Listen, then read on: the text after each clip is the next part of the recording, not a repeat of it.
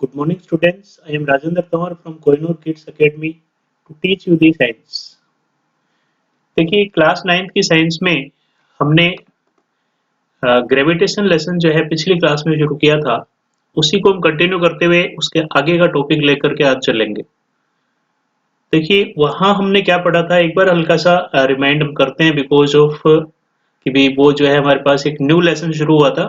देखो उस लेसन में हमने ग्रेविटेशन की डेफिनेशन से शुरुआत की थी कि ग्रेविटेशन हम किसे कहते हैं, और फिर ग्रेविटेशन के बारे में हमने जो है न्यूटन्स लॉ ऑफ ग्रेविटेशन जो अप्लाई किया जा सकता है ग्रेविटेशन में, उसको हमने पढ़ा था।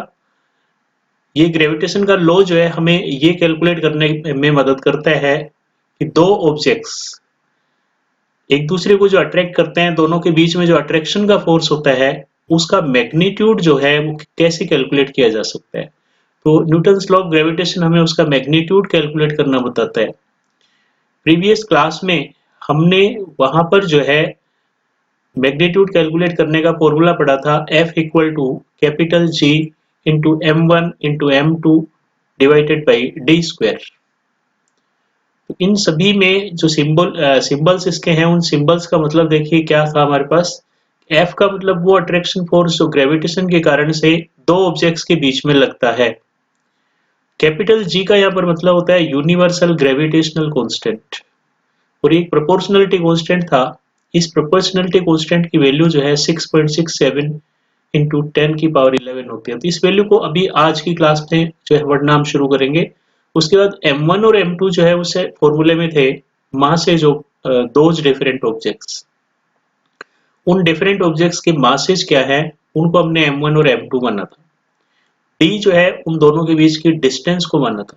तो इस तरह से हमारे पास ग्रेविटेशनल फोर्स कैलकुलेट करने का फॉर्मूला हमने उस दिन डिराइव किया था।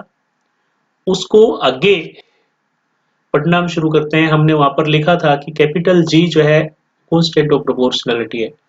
तो हमें सेपरेटली इसकी यूनिवर्सल ग्रेविटेशनल कांस्टेंट की डेफिनेशन पूछी जाती है। सेपरेटली हम इसको ये समझने का प्रयास करते हैं कि यूनिवर्सल ग्रेविटेशनल कांस्टेंट को हम क्या लिखेंगे, इसकी वैल्यू क्या होती है। यहाँ से आज के टॉपिक की शुरुआत होती है। देखिए हमने डेफिनेशन में लिखा है कि it is the constant of proportionality in Newton's law of gravitation.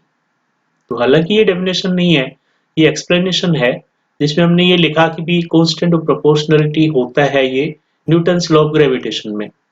उसके बाद इसी में नीचे लिखा कि the value of this constant, इस कांस्टेंट की जो वैल्यू है वो किसी भी ग्रेविटेशनल फील्ड के लिए, चाहे ग्रेविटेशनल फील्ड किन्हीं भी दो ऑब्जेक्ट्स के बीच में लग रहा हो, किन्हीं भी दो ऑब्जेक्ट्स का ग्रेविटेशनल फील्ड वो हो, उसमें हमेशा हर जगह यूनिवर्स के किसी भी पार्ट में इस कैपिटल G की जो वैल्यू है वो इतनी होती है। ये वैल्यू आपको याद रखनी है। G इक्वल टू 6.67 इंटू 10 की पावर 11 न्यूटन मीटर स्क्वायर पर किलोग्राम स्क्वायर। ये जो 10 की पावर 11 है ये माइनस में आएगी, this we have to correct. ये जो 10 की पावर 11 है इट विल बी 10 की पावर माइनस 11। तो 10 की power minus 11 newton metre square पर किलोग्राम स्क्वायर, ये इसकी G की वैल्यू होती है। अब देखिए हम इसको डिफाइन करते वक्त इस प्रकार से डिफाइन कर सकते हैं कि it is defined as the force of attraction between two objects of masses 1 kilogram placed at a distance of 1 metre is called universal gravitational constant. अब इसकी पूरी डेफिनेशन का मतलब समझो क्या कहना चाहते हैं। ये कहता है कि अगर मान लीजिए हमारे पास दो 1 किलोग्राम के ऑब्जेक्ट हैं और वो एक दूसरे से 1 मीटर की दूरी पर रखे हुए हैं। 1 किलोग्राम के दो मासेज परस्पर 1 मीटर की दूरी पर यदि रखे हुए हैं तो उनके बीच में जितना ग्रेविटेशनल का फोर्स लगता है वो ही उन दोनों ऑब्जेक्ट के ग्रेविटेशनल फील्ड कांस्टेंट के बराबर होता है। इस तरह से हम इसको डिफाइन कर सकते हैं। तो ये इसकी डेफिनेशन होगी।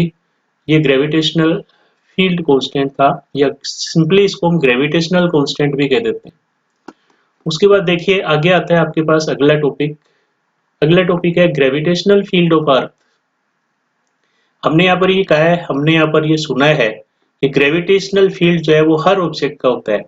यूनिवर्स का प्रत्येक ऑब्जेक्ट किसी अन्य ऑब्जेक्ट को अट्रैक्ट करता है। इसका मतलब हर ऑब्जेक्ट का अपना ग्रेविटेशनल फील्ड है। हम यहाँ पढ़ रहे हैं gravitational field of earth and acceleration due to gravity. हम पढ़ेंगे कि अर्थ का भी ग्रेविटेशनल फील्ड होता है या नहीं होता है। इसके अलावा फिर हम इसमें ये पढ़ेंगे कि एक्सीलरेशन ड्यू टू ग्रेविटी क्या होता है। देखिए हमने नीचे लिखना शुरू किया कि earth also attracts the objects towards it up to a certain volume around it.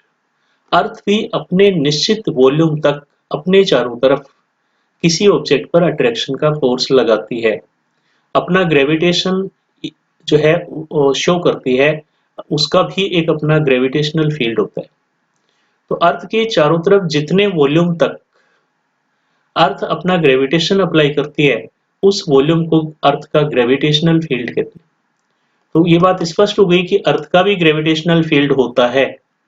उसके बाद देखिए, it applies a constant force of attraction and creates an acceleration in object. ये जो है इस ग्रेविटेशन के कांस्टेंट फोर्स से किसी भी ऑब्जेक्ट को अपनी तरफ खींचती है। ग्रेविटेशन के कांस्टेंट फोर्स का मतलब है कि ये फोर्स हमेशा हर मोमेंट पर उस ऑब्जेक्ट को अपनी तरफ खींचने में लगा रहता है। और जब भी किसी ऑब्जेक्ट पर हम पुलिंग या पुशिंग फोर्स लगातार लगाते हैं, तो उसकी स्पीड में इंक्रीमेंट होता है, उसकी स्पीड बढ़ती जाती है। और स्पीड में बढ़ने की रेट को हम कहते हैं एक्सीलरेशन। कि जब भी किसी ऑब्जेक्ट पर फोर्स लगाया जाता है, जैसे गाड़ी को एक्सीलरेट किया जाता है, तो गाड़ी को जब एक्सीलरेट करते हैं तो उसकी स्पीड बढ़ती है। उसकी स्पीड में बढ़ने की जो रेट होती है, उसको हम उस गाड़ी का एक्सीलरेशन कहते हैं। इसी प्रकार से किसी ऑब्जेक्ट को अगर कॉन्स्टेंटली अर्थ अपनी तरफ खींच रही है, तो उसकी स्पीड में इंक्रीमेंट होता है। और इंक्रीमेंट की रेट जो है, उसी को हम एक्सीलरेशन कहते हैं। और ये एक्सीलरेशन चूंकि ग्रेविटेशन के कारण से है, इसलिए अर्थ जो एक्सीलरेशन प्रोवाइड करती है किसी ऑब्जेक्ट को, उस एक्सीलरेशन को हम कहते हैं एक्सीलरेशन ड्यू टू ग्रेविटी। तो ये बात अब क्लियर हो जानी चाहिए कि हम एक्सीलरेशन ड्यू टू ग्रेविटी किसे कहते हैं। मतलब वो एक्सीलरेशन जो कोई ऑब्जेक्ट किसी ऑब्जेक्ट में अर्थ के अट्रैक्शन फोर्स के कारण पैदा होता है, उसको हम कहते हैं एक्सीलरेशन ड्यू टू ग्रेविटी। और एक्सीलरेशन ड्यू टू ग्रेविटी को हम डिनोट करते हैं सिंबल जी से, स्मॉल जी। देखो, एक्सीलरेशन हमने न्यूटन के नियम पढ़े हैं पिछले लेसन में, वो एक इम्पोर्टेंट लेसन था, ये भी एक इम्पोर्टेंट लेसन है। तो वहां पर हमने पढ़ा था कि भी एक्सीलरेशन जो है उसको सिंबल ए से डिनोट किया जाता है, स्मॉल ए। न्यूटन का नियम हमने पढ़ा था जिसमें हम लिखते थे F equal to m into a. तो वहां पर ए एक्सीलरेशन होता था, लेकिन यहाँ पर इस एक्सीलरेशन का सिंबल हमने दूसरा लिख रखा है। इसका सिंबल हम स्मॉल जी लिखते हैं। कि आप ध्यान रखें कि acceleration due to gravity is denoted by small g. अब एक यहाँ पर एक कंफ्यूजन, जो ग्रेट कंफ्यूजन स्टूडेंट्स को रहता है, उस कंफ्यूजन को मैं मेट देता हूँ कि इस जी की वैल्यू में आप कंफ्यूज नहीं हो। Small g acceleration due to gravity होता है, इसकी वैल्यू अलग होती है। और कैपिटल जी जो होता है वो यूनिवर्सल ग्रेविटेशन कांस्टेंट होता है, उसकी वैल्यू अलग होती है। जो कैपिटल जी होता है, यूनिवर्सल ग्रेविटेशन कांस्टेंट जिसे हम कहते हैं, उसकी वैल्यू यूनिवर्स में कहीं पर भी उतनी ही रहती है। जबकि एक्सीलरेशन ड्यू टू ग्रेविटी हर ऑब्जेक्ट का डिफरेंट होता है। जैसे अर्थ का एक्सीलरेशन ड्यू टू ग्रेविटी अलग है, मून का एक्सीलरेशन ड्यू टू ग्रेविटी अलग है, सन का एक्सीलरेशन ड्यू टू ग्रेविटी अलग है। तो इस प्रकार से आप इन सिंबल्स को फर्क से समझें। कैपिटल जी और स्मॉल जी ये दो डिफरेंट सिंबल हैं। एक ग्रेविटेशन कांस्टेंट का है और दूसरा जो है एक्सीलरेशन ड्यू टू ग्रेविटी का है। अब देखिए, हमारे ये भी एक डेरिवेशन आता है, वैल्यू फाइंड करने का डेरिवेशन आता है कि अर्थ जो है कितना एक्सीलरेशन ड्यू टू ग्रेविटी किसी ऑब्जेक्ट में जनरेट करती है, क्रिएट करती है। उसकी वैल्यू कैसे कैलकुलेट करेंगे अब। देखिए, हमने अगला जो डेरिवेशन लिया है वो ली है value of acceleration due to gravity at and near the surface of अर्थ।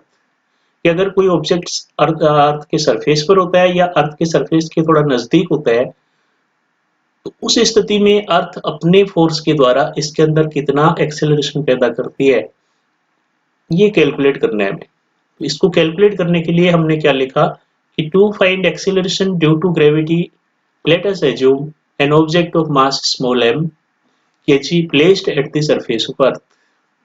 अगर हमें अर्थ के सरफेस पर एक्सेलरेशन ड्यू टू ग्रेविटी की वैल्यू फाइंड करनी है, तो ये कहता है कि मान लीजिए हमारे पास एक स्मॉल m मास का ऑब्जेक्ट है जो अर्थ के सरफेस पर रखा हुआ है। तो ये कहता है कि हम न्यूटन लॉ ऑफ ग्रेविटेशन से जानते हैं कि अर्थ उस पर ग्रेविटेशन का फोर्स लगाएगी।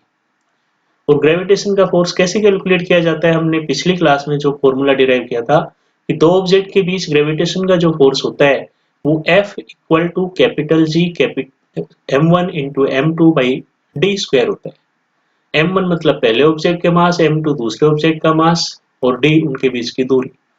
यहाँ देखिए हमने क्या लिखा, F कैलकुलेट करते वक्त कैपिटल G, M1 की जगह लिखा अर्थ का मास कैपिटल M, M2 की जगह लिखा हमने ऑब्जेक्ट का मास स्मॉल m, और D उनके बीच की जो दूरी है वो अर्थ की रेडियस के बराबर होगी, क्योंकि अर्थ से किसी ऑब्जेक्ट की दूरी को सेंटर से नापा जाता है। तो इस प्रकार से फोर्स जो है ग्रेविटेशनल लॉ से किसके बराबर आ गया, G capital M small m by r square. ये इक्वेशन नंबर 1। अब देखो हम ये भी जानते हैं, न्यूटन का नियम हमें बताता है कि जब किसी ऑब्जेक्ट पर फोर्स लगाया जाता है तो उसके अंदर एक एक्सेलरेशन क्रिएट होता है, और वो फोर्स मैग्नीट्यूड में किसके इक्वल होता है, मास इनटू एक्सेलरेशन के। तो इसलिए अगर हम सेकंड लॉ ऑफ मोशन इस पर लगाएं तो हम कहेंगे कि फोर्स किसके बराबर होगा, m into acceleration, that is m into small g। क्योंकि एक्सेलरेशन ड्यू टू ग्रेविटी जो है a से डिनोट नहीं किया जाता, स्मॉल g से डिनोट किया जाता है। तो इसलिए हमने लिखा कि F equal to small m into g. तो अब देखिए हम पहुंच गए कहां पर, इक्वेशन नंबर 2 पर। तो इस तरह से हमारे पास इक्वेशन 1, इक्वेशन 2, ये दो इक्वेशंस आ गई। इन दोनों इक्वेशंस में from equation 1 and 2 we have, इन दोनों को इक्वेट कर दिया हमने, mg इक्वल टू आ गया capital G M small m by r square. ये देखो स्मॉल m से कट जाता है, तो इसलिए एक्सेलरेशन ड्यू टू ग्रेविटी का फॉर्मूला हमारे पास आ गया अर्थ का, capital G capital M capital R square. अब इनकी सभी की वैल्यूज हम लिखेंगे इसमें। देखो हमने लिखा सिंस मास ऑफ अर्थ, अर्थ का मास कितना होता है, 6 इंटू 10 की पावर 24 किलोग्राम, ये अर्थ का मास होता है। रेडियस ऑफ अर्थ, अर्थ की रेडियस जो होती है 6.4 इंटू 10 की पावर 6 मीटर होती है। और ग्रेविटेशनल कांस्टेंट की वैल्यू हमने पढ़ी है 6.67 इंटू 10 की पावर -11। देखो वहां पर लिखने में हमसे मिस्टेक ये थी कि 10 की पावर हमने +11 लिखती थी, आप इसको ठीक कर लें कि ये 6.67 इंटू 10 की पावर -11 वैल्यू होती है। इन सभी वैल्यूज को हमने इसमें रख दिया फॉर्मूले में। Small g will be equal to capital G by r, ये है आपके पास कैपिटल M बाई आर। कुल मिला के क्या हो गया, GM बाई आर स्क्वायर। मतलब हमने GM बाई आर स्क्वायर के रूप में इस वैल्यू को सब्सटीट्यूट कर दिया इस फॉर्मूले में।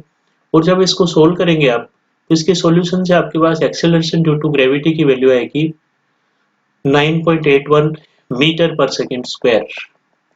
तो अब जो है हम कैलकुलेट कर चुके हैं अर्थ के एक्सेलरेशन ड्यू टू ग्रेविटी की value near the surface of the earth. हम नीचे लिख रहे हैं कि hence the value of acceleration due to gravity at and near surface of earth is 9.81 metre पर सेकंड स्क्वायर। हमने पिछले लेसन में भी एक्सेलरेशन न्यूमेरिकल्स उसके किए थे, motion of under the action of the gravity. तो वहां पर हमने देखा एक्सेलरेशन को हम क्या लेते थे, 9.8 लेते थे, या फिर 10 लेते थे अप्रोक्सीमेटली। तो वो इसीलिए लेते थे कि हमें पता है स्मॉल g की वैल्यू 9.81 मीटर पर सेकंड स्क्वायर होती है। तो इस तरह से हम अब याद रखेंगे, और ये वैल्यू फाइंड करने के लिए हमें एग्जाम में कही जा सकती है कि अर्थ की एक्सेलरेशन ड्यू टू ग्रेविटी जो होती है वो कितनी होती है, acceleration due to gravity is 9.81 meter per second square. Today we finish our class up to this point only. In next class we will be discussing the next topic. Thank you very much.